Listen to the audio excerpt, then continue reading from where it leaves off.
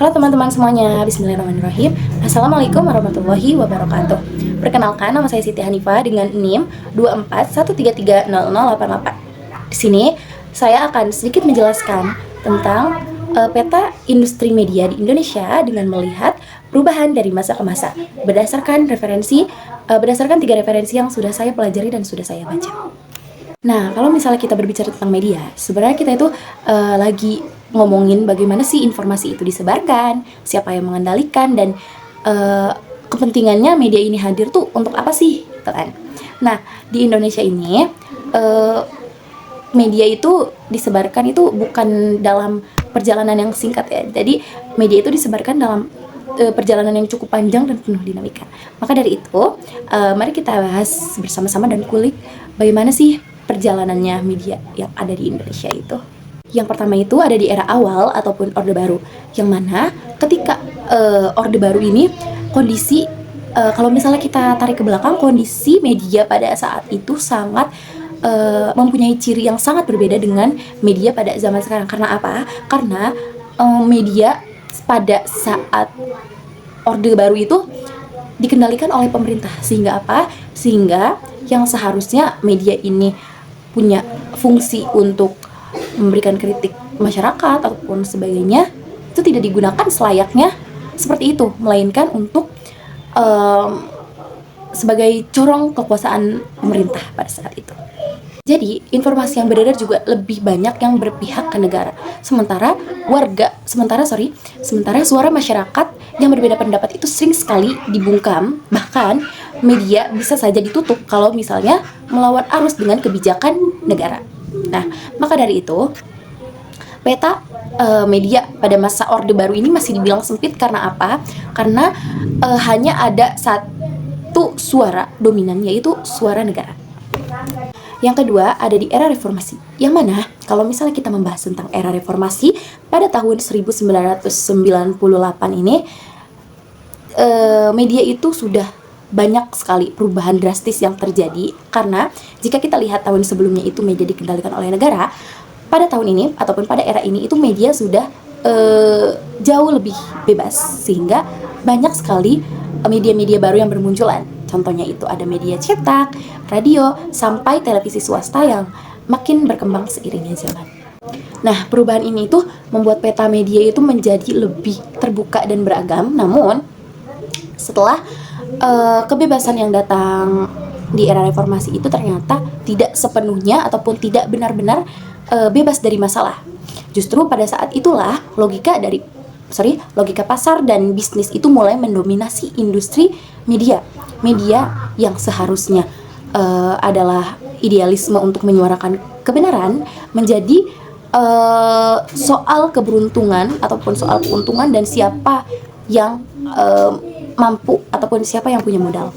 Perubahan ini membuat peta media menjadi lebih terbuka dan beragam. Namun kebebasan yang datang setelah reformasi itu tidak benar-benar bebas dari masalah. Namun justru dari situlah munculnya logika pasar dan bisnis yang mulai mendominasi industri media.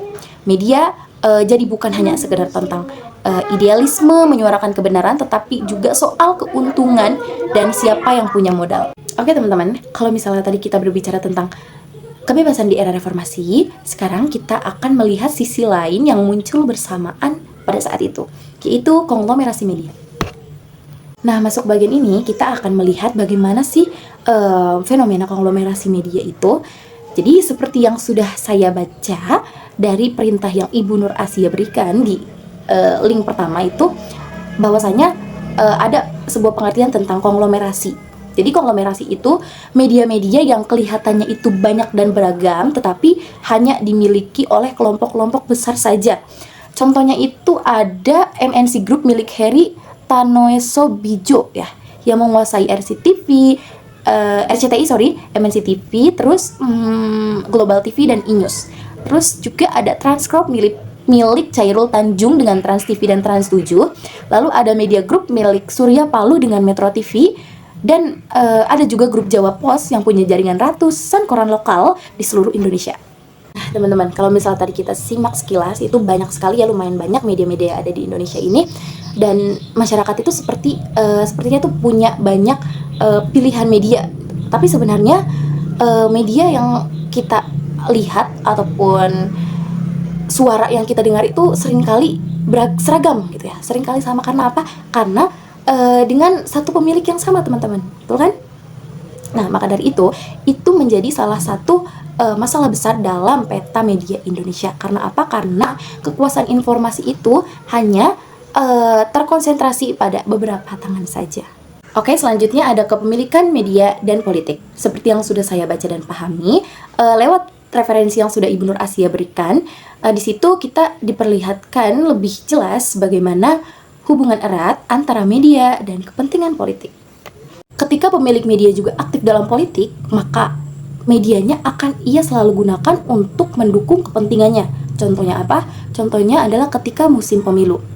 Bisa saja berita yang ia munculkan itu sangat berpihak kepada tokoh tertentu, dan lawannya bisa saja hanya dimunculkan sisi-sisi negatifnya saja, atau bahkan tidak dimunculkan sama sekali. Hal ini membuat masyarakat tidak benar-benar mendapatkan informasi secara netral, melainkan informasi yang sudah dikemas sesuai dengan agenda politik pemilik medianya.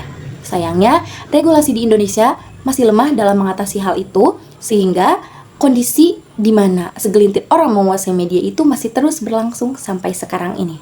Oke, selanjutnya ada perubahan di era digital. Yang mana kalau misalnya kita lihat lebih ke sini itu tepatnya setelah tahun 2010-an, itu peta media itu mengalami perubahan yang sangat besar, dimana seperti yang sudah saya baca di dalam referensi ketiga itu dijelaskan bahwasannya industri media itu mulai masuk ke era digital. Dulu orang lebih banyak mengandalkan media cetak seperti koran, majalah, televisi itu sebagai sumber utama mencari informasi. Tapi sekarang internet dan media sosial mengambil peran yang sangat besar. Setelah itu, banyak media cetak yang beralih ke portal online, sementara televisi harus bersaing dengan Netflix, YouTube, dan TikTok, dan berbagai platform digital lainnya. Era digital ini memang membuka peluang yang lebih luas bagi masyarakat dalam mengakses informasi, tetapi tidak luput dari tantangan-tantangan baru yang muncul setelahnya.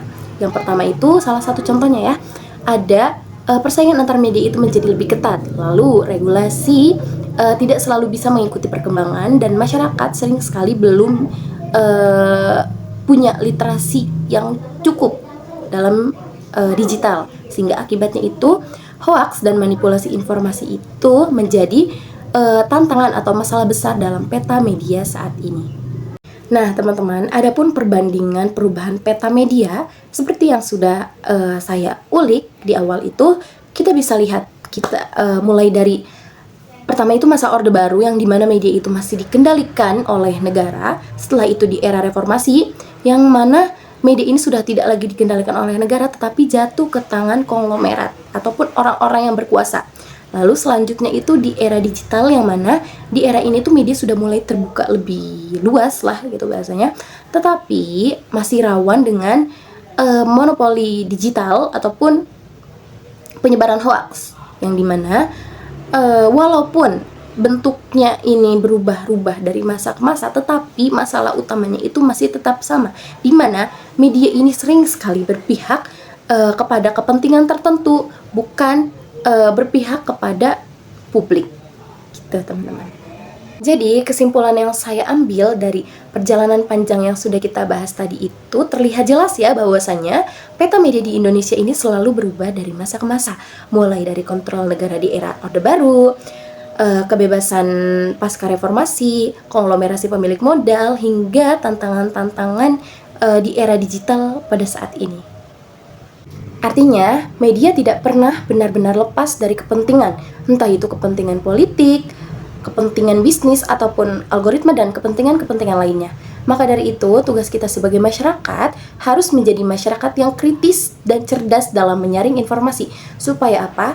Supaya media itu benar-benar bisa kembali kepada fungsi utamanya, yaitu melayani publik dan mencerdaskan bangsa. Baiklah, mungkin itu saja yang bisa saya sampaikan. Kurang lebihnya saya mohon maaf. Billahi taufiq wal hidayah. Wassalamualaikum warahmatullahi wabarakatuh.